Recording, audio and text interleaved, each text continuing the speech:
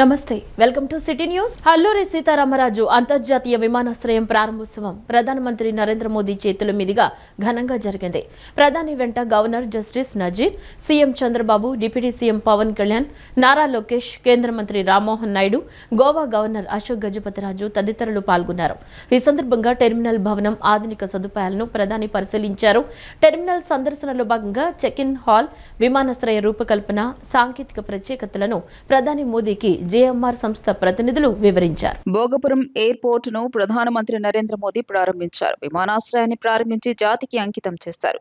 ప్రధాని వెంట CM Chandrababu, deputy CM Pawan Kalyan, కేంద్ర మంత్రి రామ్మోహన్ నాయుడు, ఏపీ మంత్రులు ఉన్నారు. 4727 కోట్ల రూపాయలతో భోగపురం ఎయిర్పోర్ట్ ను నిర్మించారు. ఈ అంతర్జాతీయ విమానాశ్రయ టెర్మినల్ భవనంలోని ఏర్పాటు చేసిన అతిపెద్ద వీడియో వాల్ ను ప్రధాని పరిశీలించారు. ఈ వీడియో వాల్ లో ప్రదర్శించిన వివిధ పుణ్యక్షేత్రాలు, ఆంధ్రప్రదేశ్, ఉత్తరాంధ్ర చారిత్రక అంశాలను ప్రధాని మోదీకి ముఖ్యమంత్రి చంద్రబాబు వివరించారు. విమానాశ్రయ ప్రాంగణంలోని వివిధ కళాకృతులను మోదీ ఆసక్తిగా పరిశీలించారు. టెర్మినల్ ప్రాంగణంలో ప్రధాని మోదీతో governor, CM, deputy CM, GMR ప్రతినిధులు ఫోటో దిగారు. ఓపెన్ టాప్ జీపులో వెళ్తూ 13,500 మంది గిరిజన మహిళలు ప్రదర్శించిన థీమ్సా నృత్యాన్ని ప్రధాని Modi, CM Chandrababu, deputy CM Pawan Kalyan, మంత్రి నారా లోకేష్, బీజేపీ రాష్ట్ర అధ్యక్షుడు పివిఎన్ మాధవ్ వీక్షించారు. ఓపెన్ టాప్ జీపులోనే సభా వేదిక వద్దకు నేతలు వెళ్లారు. అక్కడ ఏర్పాటు చేసిన సభా వేదిక నుంచి ప్రధాని మోదీ ప్రసంగించారు. साथियों, आज का दिन आंध्र प्रदेश के विकास के लिए, स्वर्ण आंध्र के विजन के लिए ये बहुत अहम है। मुझे आज बहुत शुभ अवसर पर एक शुभ मास में उत्तर आंध्र की इस पवित्र भूमि पर आने का सौभाग्य मिला है। मैं सबसे पहले भगवान श्री वराह लक्ष्मी नरसिंह स्वामी के चरणों में प्रणाम करता हूं। मैं श्री कुर्मनाथ स्वामी और मां पोंडितल्ली అమ్మవారు को నమన్ करता हूं। మిత్రులారా, ఈరోజు ఆంధ్రప్రదేశ్ అభివృద్ధికి స్వర్ణాంధ్ర విజన్కు ఎంతో కీలకమైన రోజు. ఈ శుభ సందర్భంగా ఈ పవిత్రమైన మాసంలో ఈ పవిత్రమైన ఉత్తరాంధ్ర భూమికి రావడం నాకెంతో సౌభాగ్యంగా భావిస్తున్నాను. ముందుగా శ్రీ వరాహ లక్ష్మీ నరసింహస్వామి వారి పవిత్రమైన పాదాలకు నా నమస్కారాలు అర్పిస్తున్నాను. అలాగే కూర్మనాథ స్వామి వారికి, అమ్మ పైడి తల్లి అమ్మవారికి నమస్కరిస్తున్నాను. साथियों, आज यहां करीब 18,000 करोड़ रुपए की विकास परियोजनाओं का शुभारंभ, लोकार्पण और शिलान्यास हुआ है। एयरपोर्ट के साथ साथ ये प्रोजेक्ट आंध्र की रोड कनेक्टिविटी से भी जुड़े हैं। इनमें एनर्जी सिक्योरिटी से जुड़े प्रोजेक्ट भी हैं। ये विकास कार्य इस बात के प्रतीक है कि इस समय आंध्र की स्पीड से आगे बढ़ रहा है। मैं आप सभी को इन प्रोजेक्ट्स की बहुत बहुत शुभकामनाएं देता हूं। మిత్రులారా, ఈరోజు దాదాపు 18,000 కోట్ల రూపాయలు విలువైన అభివృద్ధి ప్రాజెక్టులు ప్రారంభోత్సవం మరియు శంకుస్థాపన చేసుకుంటున్నాం. ఎయిర్పోర్ట్తో పాటు ఈ ప్రాజెక్టులు ఆంధ్రప్రదేశ్లో రోడ్ కనెక్టివిటీని కూడా మరింత బలోపేతం చేస్తాయి. వీటిలో ఎనర్జీ సెక్యూరిటీకి సంబంధించిన ప్రాజెక్టులు కూడా ఉన్నాయి. ఈ ప్రాజెక్టులు ఆంధ్రప్రదేశ్కు ఎంత వేగంగా ముందుకు తీసుకొని వెళ్తున్నాయనడానికి ఒక నిదర్శనం. ఈ ప్రాజెక్టుల కోసం మీ అందరికీ నా హృదయపూర్వకమైనటువంటి శుభాకాంక్షలు. భోగాపురం ఎయిర్పోర్ట్ ప్రారంభంతో ఉత్తరాంధ్ర కళలకు రెక్కలొచ్చాయని ఆంధ్రప్రదేశ్ ముఖ్యమంత్రి నారా చంద్రబాబు నాయుడు వ్యాఖ్యానించారు. ఎయిర్పోర్టుకు భూములిచ్చిన రైతులకు పాదాభివందనాలు చేస్తున్నారని పేర్కొన్నారు.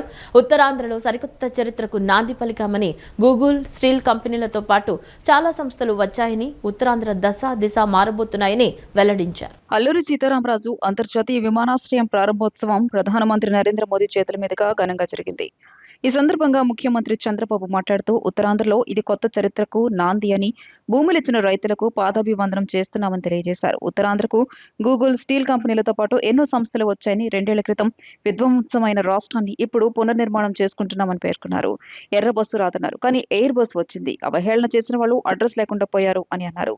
ఉత్తరాంధ్ర వాసి అయిన జిఎంఆర్ ఈ విమానాశ్రయాన్ని నిర్మించగా దీనికి తొలి అడుగు వేసిన అశోక్ గజపతిరాజు, నిర్మాణం పూర్తి చేసే బాధ్యత తీసుకున్న రామ్మోహన్ కి కూడా ఇక్కడి వారే కావడం విశేషమని సీఎం చంద్రబాబు తెలియజేశారు.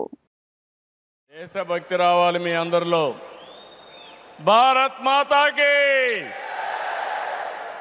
భారత్ మాతాకి,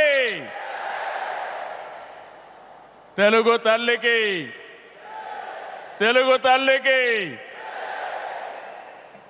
అందరికీ నమస్కారం. Honourable prime minister Narendra Modi గారు, ఆనరబుల్ గవర్నర్ అబ్దుల్ నజీర్ గారు, ఉప ముఖ్యమంత్రి మిత్రుడు పవన్ కళ్యాణ్ గారు, వేదికపై ఉన్న పెద్దలందరికీ ఈరోజు అల్లూరి సీతారామరాజు ఇంటర్నేషనల్ ఎయిర్పోర్ట్ సందర్భంగా ఉత్తరాంధ్ర ప్రజలందరికీ ముందుగా శుభాకాంక్షలు. ఉత్తరాంధ్రలో కొత్త చరిత్రకు నాంది పలికేలా ఎయిర్పోర్ట్ నిర్మాణానికి సహకరించిన రైతులందరికీ ముందుగా పాదాభివందనం చేస్తున్నాను. మీరు కేవలం భూములు మాత్రమే ఇవ్వలేదు, ఉత్తరాంధ్రకు బంగారు భవిష్యత్తు ఇచ్చారు. నేడు ఉత్తరాంధ్రకి ఇంటర్నేషనల్ ఎయిర్పోర్ట్ వచ్చింది. ఉత్తరాంధ్రకి అంతర్జాతీయ ఐటీ దిగ్గజం గూగుల్ వచ్చింది. ఉత్తరాంధ్రకి ప్రపంచ స్థాయి స్టీల్ కంపెనీ ఆర్సీఆర్ మిత్తల్ వచ్చింది. ఇంకా ఎన్నెన్నో.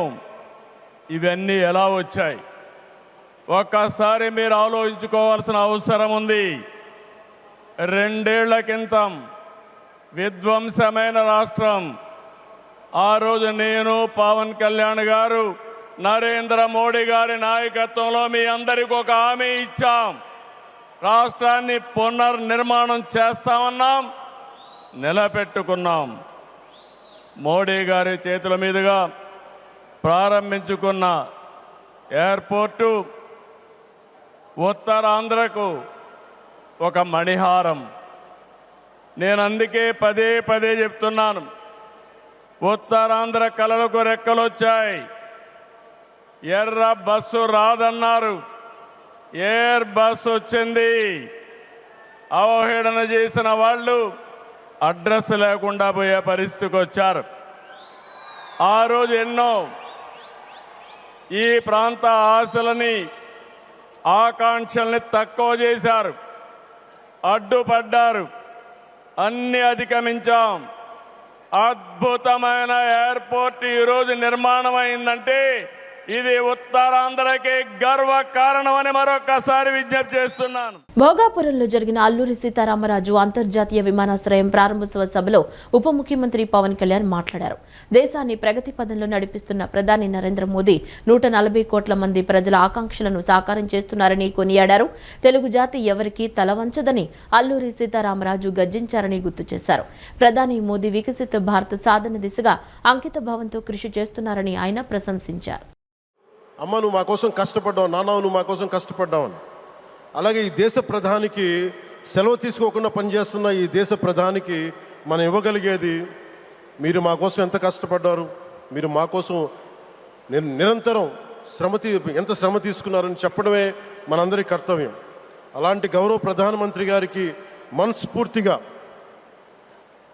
మీరు అనుకున్నంత కాలం అధికారం మీరు వద్దంటే వదలాలి, కానీ అధికారం మీ చేతుల్లోనే ఉంటుంది. దానికి మేమందరం నిరంతరం కృషి చేస్తామని తెలియజేసుకుంటూ, భారతమాత ముద్దుబిడ్డ మన ప్రధానమంత్రి నరేంద్ర మోదీ గారికి ధన్యవాదాలు తెలుపుకుంటూ, ఒక్కసారి ఆయనకి ఇవ్వగలిగేది భారత్ మాతకి జేజేలు చెప్పుకుంటూ సెలవు తీసుకున్నాను. భారత్ మాతాకి. ఎర్ర బస్సు రాని చోట విమానాశ్రయం అవసరమా అని ప్రశ్నించిన వారికి భోగాపురంలో అల్లూరి సీతారామరాజు అంతర్జాతీయ విమానాశ్రయం ప్రారంభోత్సవంతో దిమ్మ తిరిగే సమాధానం లభించిందని మంత్రి నారా లోకేష్ పేర్కొన్నారు. రైతుల త్యాగం, కార్మికుల కష్టం, ముఖ్యమంత్రి చంద్రబాబు నాయుడు విజన్ కు ఈ విమానాశ్రయం ప్రతీకాన్ని లోకేష్ కొనియాడారు. రాష్ట్ర విభజన తర్వాత నరేంద్ర మోదీ, చంద్రబాబు నాయుడుల నాయకత్వంలోని డబుల్ ఇంజిన్ ప్రభుత్వం ఆంధ్రప్రదేశ్ ను అన్ని రంగాల్లో అభివృద్ధి దిశగా నడిపిస్తోందని చెప్పారు. భోగపురంలో అల్లూరి సీతారామరాజు అంతర్జాతీయ విమానాశ్రయం ప్రారంభోత్సవం సందర్భంగా రాష్ట్ర విద్య, ఐటీ, ఎలక్ట్రానిక్స్ శాఖల మంత్రి నారా లోకేష్ ప్రసంగించారు. ఉత్తరాంధ్రను తక్కువగా అంచనా వేసి ఎర్రబస్సు రాని చోట విమానాశ్రయం అవసరమా అని ప్రశ్నించిన వారికి ఈ ఎయిర్పోర్ట్ ప్రారంభోత్సవంతో దిమ్మ తిరిగే సమాధానం లభించిందని ఆయన అన్నారు. ఎర్రబస్సు రాని చోటికి ఇప్పుడు ఏకంగా ఎయిర్ బస్ తో పాటు ప్రధాని నరేంద్ర మోదీ కూడా వచ్చారని, ఇదే ఉత్తరాంధ్ర దెబ్బ అని పేర్కొన్నారు. స్వాతంత్ర సమరయోధుడు అల్లూరి సీతారామరాజు నడియాడిన ఈ నేలపై ఏర్పాటైన విమానాశ్రయం ఉత్తరాంధ్ర కలలకు రెక్కలు తొడిగిందని తెలిపారు. రైతుల త్యాగం, కార్మికుల కష్టం, ముఖ్యమంత్రి చంద్రబాబు నాయుడు విజన్ కు ఈ విమానాశ్రయం ప్రతీక అని లోకేష్ కొనియాడారు. రాష్ట్ర విభజన తర్వాత నరేంద్ర మోదీ, చంద్రబాబు నాయుడుల నాయకత్వంలోని డబుల్ ఇంజిన్ ప్రభుత్వం ఆంధ్రప్రదేశ్ ను అన్ని రంగాల్లో అభివృద్ధి దిశగా నడిపిస్తోందని చెప్పారు. రికార్డు టైంలో భోగపురం ఎయిర్పోర్ట్ పూర్తి చేయడంతో పాటు పోలవరం, అమరావతి నిర్మాణాలకు నిధులు కేటాయించడం, విశాఖ రైల్వే జోన్ ఏర్పాటు, విశాఖ ఉక్కు పరిరక్షణ, కర్నూలులో హైకోర్టు బెంచ్ ఏర్పాటు వంటి నిర్ణయాలు రాష్ట్రాభివృద్ధికి నిదర్శనమని తెలిపారు. Google data centre, ఆర్సెల్ఆర్ Mittal steel plant, AMC, fighter jet ప్రాజెక్టులు రాష్ట్రానికి రావడానికి కేంద్ర రాష్ట్ర ప్రభుత్వాల సమన్వయమే కారణమని ఆయన స్పష్టం చేశారు. భారత్ మాతా కీ ఉత్తరాంధ్ర ఉత్సాహం అదిరిపోయింది. ఎర్ర బస్సు రాని ఊరికి ఎయిర్పోర్ట్ అవసరమా అని కొంతమంది అన్నారు. ఉత్తరాంధ్రాని తక్కువ చూశారు, ఉత్తరాంధ్ర ప్రజల్ని అవమానించారు. వాళ్ళకి నేను ఈరోజు సమాధానం చెప్తున్నాను. ఎర్ర బస్సు రాదన్న చోట ఎయిర్పోర్ట్ వచ్చింది, ఎర్ర బస్సు రాదన్న చోట ఎయిర్ బస్ వచ్చింది, ఎర్ర బస్సు రాదన్న చోట మన నమో గారు వచ్చారు. ఇదే మన ఉత్తరాంధ్ర దెబ్బ. అర్థమైందా రాజా? స్వాతంత్రం కోసం పోరాడిన వీరుడు అల్లూరి సీతారామరాజు గారు నడియాడిన గొప్ప ప్రాంతం ఉత్తరాంధ్ర. ఈ రోజు నుంచి ఈ నేల చరిత్ర, పౌరుషం ప్రపంచం మొత్తానికి తెలుస్తుంది. ఈరోజు కేవలం ఒక ఎయిర్పోర్ట్ ప్రారంభం మాత్రమే కాదు, మన నమో గారి వికసిత్ భారత్, మన సిబిఎన్ గారి విజన్ కలయిక ఈరోజు ఉత్తరాంధ్ర భవిష్యత్తు మారే రోజు, ఆంధ్రప్రదేశ్ అభివృద్ధిలో దూసుకుని వెళ్ళే రోజు. ఈ నేలకు స్వాతంత్రం తెచ్చింది అల్లూరి సీతారామరాజు గారు అయితే, ఉత్తరాంధ్ర కళలకు రెక్కలిచ్చింది గౌరవ ప్రధానమంత్రి శ్రీ నరేంద్ర మోడీ గారు. రైతుల త్యాగం, కార్మికుల కష్టం వల్ల ఈరోజు ఈ ఎయిర్పోర్ట్ మనం చేసుకుంటాం జరిగింది. అల్లూరి సీతారామరాజు గారు ఆయనలో ఉన్న పట్టుదల, పౌరుషం, దేశభక్తి నాకు మన ప్రధానమంత్రి నరేంద్ర మోడీ గారిలో కంపడుతుంది. నమో కా మతలబ్ హిమ్మత్, నమో కా మతలబ్ విశ్వాస్, నమో కా మతలబ్ సురక్షిत भारत, नमो का मतलब दुश्मन को डर, विकसित हो, गरीब का कल्याण हो, भविष्य का गारंटी हो. हर सवाल का एक ही जवाब गौरव प्रधानमंत्री श्री नरेंद्र मोदी गारू. భోగాపురం అంతర్జాతీయ విమానాశ్రయాన్ని ప్రధానమంత్రి నరేంద్ర మోదీ ప్రారంభించి జాతికి అంకితం చేశారు. ఈ సందర్భంగా ప్రధాని మోదీకి స్వాగతం పలుకుతూ గిరిజన విద్యార్థులు, మహిళలు చేసిన థ్రిమ్సా నృత్యం అందరినీ ఆకట్టుకుంది. దాదాపు 13,500 మంది ఒకే చోట చేరి సంప్రదాయబద్ధంగా గులాబీ రంగు, ఆకుపచ్చ అంచు చీరలను ధరించి ఎంతో లయబద్ధంగా థింసా నృత్యం చేశారు. విమానాశ్రయ టెర్మినల్ నుంచి ఓపెన్ టాప్ జీప్లో CM Chandrababu, deputy CM Pawan కళ్యాణ్తో కలిసి బహిరంగ సభకు ప్రధాని మోదీ బయలుదేరారు. టెర్మినల్ నుంచి సభా వేదికకు వెళ్లే మార్గంలో వేలాది మంది గిరిజన విద్యార్థినులు, మహిళలు థింసా నృత్యాన్ని ప్రదర్శిస్తూ మోదీకి ఘన స్వాగతం పలికారు. గిరిజన విద్యార్థినులు చేస్తున్న థింసా నృత్యాన్ని ప్రధాని ఆసక్తిగా తిలకించారు.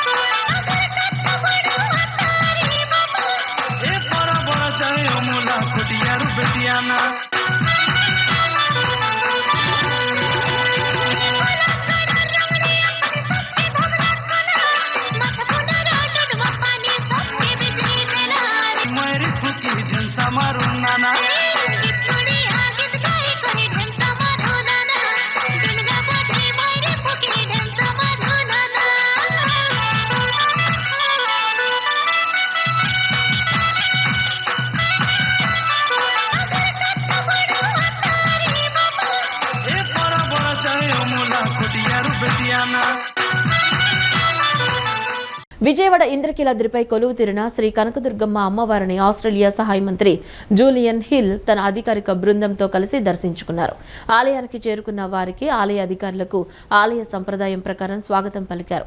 దర్శనానంతరం వేద పండితులు ఆశీర్వదించగా ఆలయ chairman Borra Radhakrishna, EO VK Seena Naik వారికి శేషవస్త్రాలు, అమ్మవారి చిత్రపటం, ప్రసాదాలను అందజేశారు. విజయవాడ ఇంద్రకీలాద్రిపై కొలువు తీరిన శ్రీ కనకదుర్గ అమ్మవారిని ఆస్ట్రేలియా సహాయ మంత్రి జూలియన్ హిల్ తన అధికారిక బృందంతో కలిసి దర్శించుకున్నారు. ఏపీ పర్యటనలో భాగంగా విచ్చేసిన వారికి ఆలయ రాజగోపురం వద్ద అధికారులు, అర్చకులు వేద మంత్రోచ్చరణాలు, మంగళ వాయిద్యాల నడుమ ఘన స్వాగతం పలికారు. అనంతరం అంతరాలయంలో అమ్మవారి దివ్య మంగళ రూపాన్ని దర్శించుకుని ప్రత్యేక పూజలు నిర్వహించిన బృందానికి అర్చకులు అమ్మవారి చరిత్రను వివరించారు.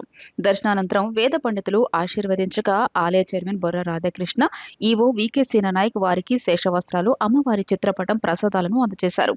అంతర్జాతీయ ప్రముఖుల రాక నేపథ్యంలో పోలీస్ కమిషనర్ ఎస్వి రాజశేఖర్ బాబు ఆదేశాల మేరకు ఆలయ పరిసరాల్లో కట్టుదిట్టమైన భద్రతా ఏర్పాట్లు చేపట్టారు. ఈ కార్యక్రమంలో ప్రధాన అర్చకులు, అధికారులు పాల్గొన్నారు.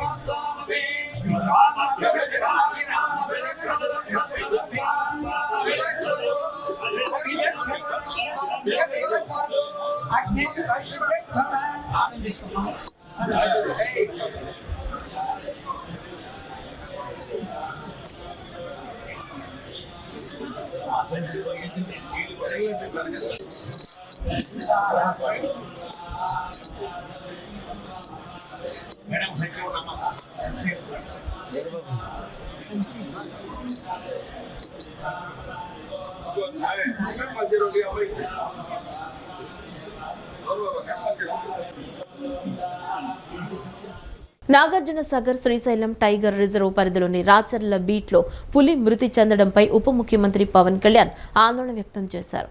ఈ ఘటనపై సమగ్ర మరియు పారదర్శక విచారణ జరపాలని ఎన్ఎస్టీఆర్ ఫీల్డ్ డైరెక్టర్ను ఆయన ఆదేశించారు. ఇది సహజ మరణమా లేదా మానవ ప్రమేయం ఉందా అనే కోణంలో దర్యాప్తు జరిపి నిబంధనల ప్రకారం పోస్ట్ మార్టం, ఫోరెన్సిక్ పరీక్షలు నిర్వహించాలని సూచించారు. నాగార్జున సాగర్ శ్రీశైలం టైగర్ రిజర్వ్ పరిధిలోని గిద్దలూరు డివిజన్ రాచర్ల బీట్లో పులి మృతి చెందడంపై ఉప ముఖ్యమంత్రి పవన్ కళ్యాణ్ తీవ్ర ఆందోళన వ్యక్తం చేశారు. ప్రకృతి సమతుల్యత దెబ్బతినకుండా ఉండాలంటే పులుల సంరక్షణ ఎంతో ముఖ్యమని, అలాంటిది పులి ప్రాణం కోల్పోవడం అడవులు మరియు వన్యప్రాణులను కాపాడుకోవాల్సిన బాధ్యతను మరోసారి గుర్తు చేస్తోందని ఆయన పేర్కొన్నారు. ఈ మరణం వెనుక ఉన్న అసలు కారణాలను వెలికి తీయడానికి సమగ్రమైన పారదర్శకమైన విచారణ జరపాలని ఎన్ఎస్టీఆర్ ఫీల్డ్ డైరెక్టర్ను ఆయన ఆదేశించారు. ఇది సహజ మరణమా లేక వేటగాళ్ల దుశ్చర్య, విష ప్రయోగం వంటి మానవ ప్రమేయం ఏదైనా ఉందా అనే కోణంలో క్షుణ్ణంగా దర్యాప్తు జరగాలని సూచించారు. నిబంధనలకు అనుగుణంగా పోస్ట్ మార్టం, ఫోరెన్సిక్ పరీక్షలు నిర్వహించి మరణానికి గల కారణాలను నిర్ధారించాలని స్పష్టం చేశారు.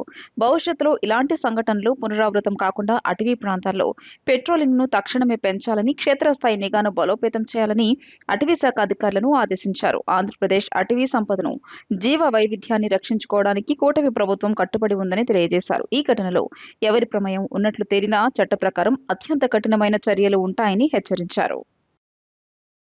పోలవరం నుంచి 3,000 టీఎంసీల నీరు వృధాగా సముద్రంలో కలుస్తుండగా ధవళేశ్వరానికి ఎగువన నీటి నిల్వకు ఒక్క ప్రాజెక్టు కూడా లేకపోవడం బాధాకరమని మంత్రి నిమ్మల రామానాయుడు పేర్కొన్నారు. గతంలో పురుషోత్తంపట్నం లిఫ్ట్ ఇరిగేషన్ ప్రాజెక్టును తెచ్చామని, గత 5 ఏళ్ల పాలనలో ఎడమ కాల్వ పనులను పూర్తిగా విస్మరించిన వారికి ఉత్తరాంధ్ర గురించి మాట్లాడే నైతిక హక్కు లేదన్నారు.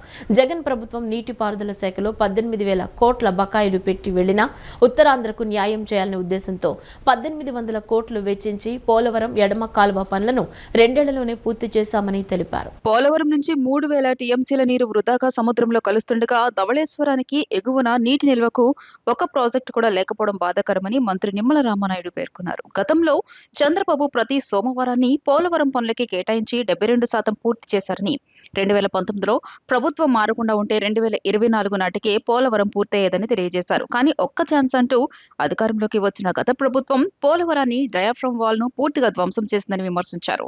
కూటమి ప్రభుత్వం అధికారంలోకి రాగానే సీఎం చంద్రబాబు పోలవరాన్ని సందర్శించి 2027 నాటికి పూర్తి చేసేలా లక్ష్యంగా పెట్టుకున్నారని, దెబ్బతిన్న డయాఫ్రమ్ వాల్ ను సరిచేస్తూ ఈసీఆర్ఎఫ్ డ్యాం పనులను వేగవంతం చేశామని వెల్లడించారు. ఉత్తరాంధ్రకు సాగు, తాగు, పారిశ్రామిక అవసరాల కోసం గతంలో పురుషోత్తమపట్నం లిఫ్ట్ ఇరిగేషన్ ప్రాజెక్టును తెచ్చామని, గత 5 ఏళ్ల పాలనలో ఎడమ కాలువ పనులను పూర్తిగా విస్మరించిన వారికి ఉత్తరాంధ్ర గురించి మాట్లాడే నైతిక హక్కే లేదన్నారు.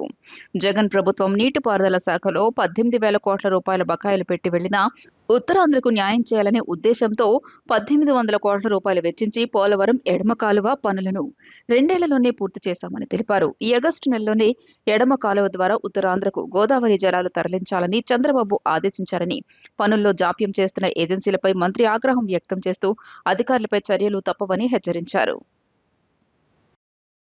మరి ఈ రకంగా ఇంత క్లిష్టమైనటువంటి పనులన్నింటినీ కూడా 1 by 1 ఒక్కొక్కటి కూడా క్లియర్ చేసుకుని ఏదైతే ఈ యొక్క ఉత్తరాంధ్రకు నీళ్లు తీసుకెళ్లాలనేటువంటి ఆలోచనతోటి మరి ఈవేళ ఈ ప్రభుత్వం పనిచేస్తూ ఉన్నటువంటి స్థితి మీకు కళ్ళకు కట్టినట్టు కనిపిస్తూ ఉంది.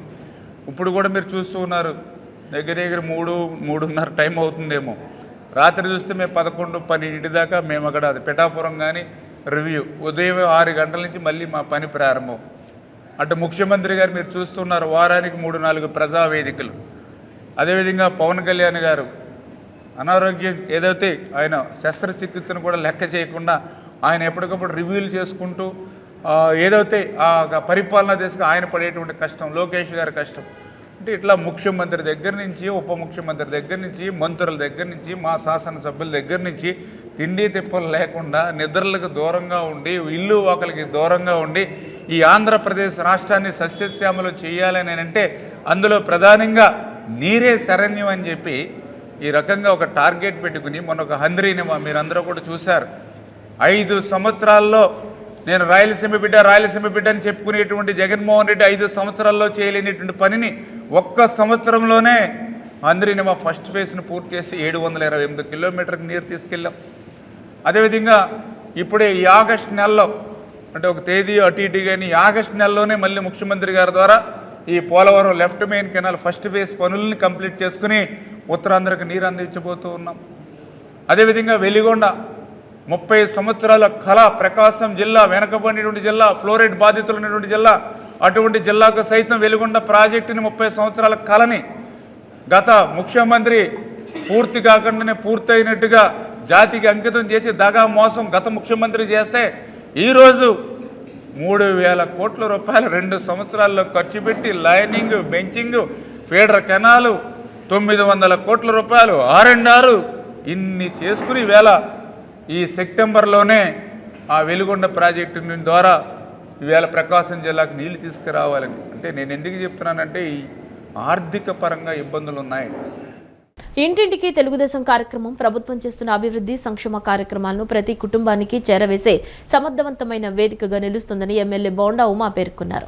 కూటమి ప్రభుత్వం 2 ఏళ్ల పాలనలో రాష్ట్ర వ్యాప్తంగా చేపట్టిన అభివృద్ధి కార్యక్రమాలు, ప్రజా సంక్షేమ పథకాలు, పారదర్శక పాలన, మౌలిక వసతుల కల్పన, విద్య, వైద్యం, వ్యవసాయం, మహిళా సాధికారత, యువతకు ఉపాధి అవకాశాలు వంటి అంశాలను ప్రతి ఇంటికి చేరవేరుస్తున్నామన్నారు. అధికారం తమకు అలంకారం కాదని ఒక బాధ్యత అని స్పష్టం చేశారు.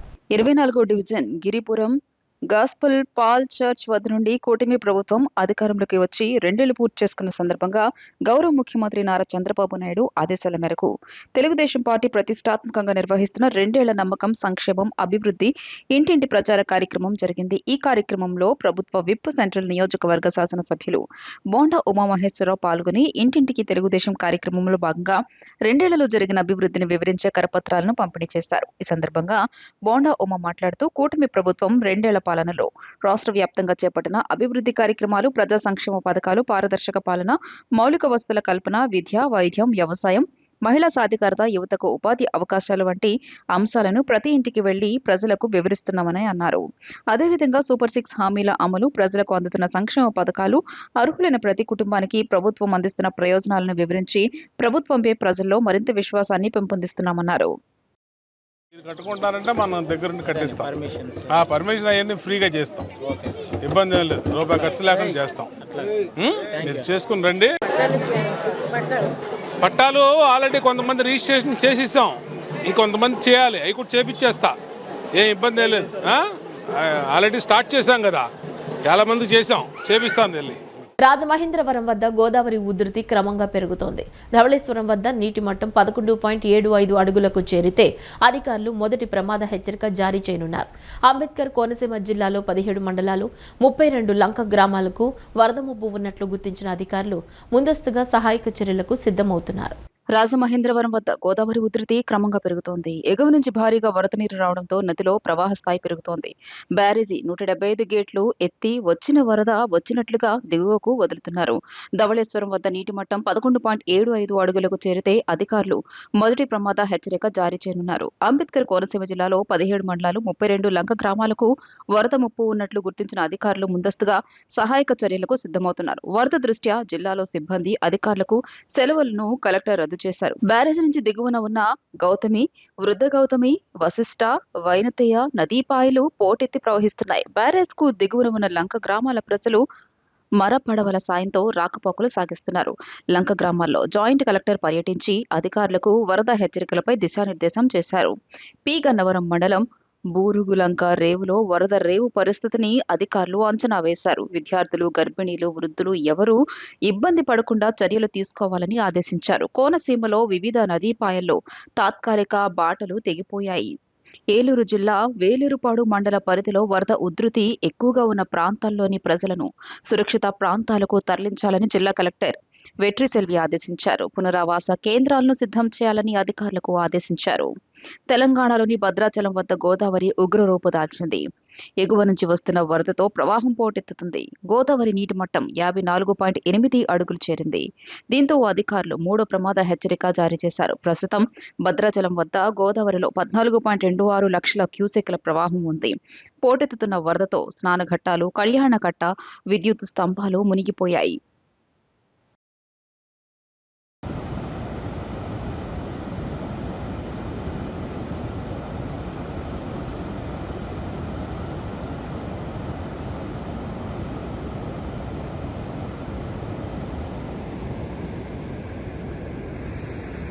ఎన్టీఆర్ జిల్లా ఇబ్రహీంపట్నంలోని నోవా కాలేజ్ యాజమాన్యం తీరుపై విద్యార్థులు పోలీసులను ఆశ్రయించారు. ఫీజు మొత్తం చెల్లించినప్పటికీ కళాశాల యాజమాన్యం ఇంకా డబ్బులు చెల్లించాలంటూ తమను తీవ్రంగా వేధిస్తోందని విద్యార్థులు ఫిర్యాదులు పేర్కొన్నారు. నిబంధనల ప్రకారం వైవా పరీక్షలు నిర్వహించకుండా తమ భవిష్యత్తును అగమ్యగోచరం చేస్తున్నారని విద్యార్థులు ఆవేదన వ్యక్తం చేశారు. ఈ విషయంపై యాజమాన్యాన్ని ప్రశ్నిస్తే చేతనైంది చేసుకోండంటూ బెదిరింపులకు దిగుతున్నారని ఆరోపించారు. తమ వెనుక పెద్దవారే ఉన్నారని, ఎవరు ఏమీ చేయలేరంటూ యాజమాన్యం ధీమాగా మాట్లాడిందని విద్యార్థులు వాపోయారు. చదువు పూర్తి చేసుకుని 6 ఏళ్లు గడుస్తున్నా ఇప్పటికీ న్యాయం జరగలేదని, తమకు వైవా నిర్వహించి న్యాయం చేయాలని వారు జిల్లా కలెక్టర్ మరియు యూనివర్సిటీ అధికారులను వేడుకుంటున్నారు. వచ్చేసి సార్కి అక్కడ ఉన్న సార్కి ప్రిన్సిపల్ సార్ పర్మిషన్తో ఒక సార్ ఆయన ఇచ్చిన కాంటాక్ట్కి వినోద్ సార్ అనే సార్కి ట్రాన్సాక్షన్ చేయడం జరిగింది. ఇంకొకటి వచ్చేసి ఎగ్జామినేషన్స్ టైంలో కోవిడ్ టైంలో ఉన్నాం కాబట్టి ప్రిన్సిపల్ సార్కి నేను university fees, examination fees 2 pay చేశాను. ఆయన కానీ వీళ్ళు వచ్చేసి university fees plus sir Vinod సార్కి కట్టిన 70,000 ఫీజు 2 టాలీస్ లేవు అని చెప్తున్నారు. నన్ను అయితే ఫస్ట్ ఇయర్ ఎగ్జామినేషన్స్ కూడా అటెంప్ట్ చేయించారు.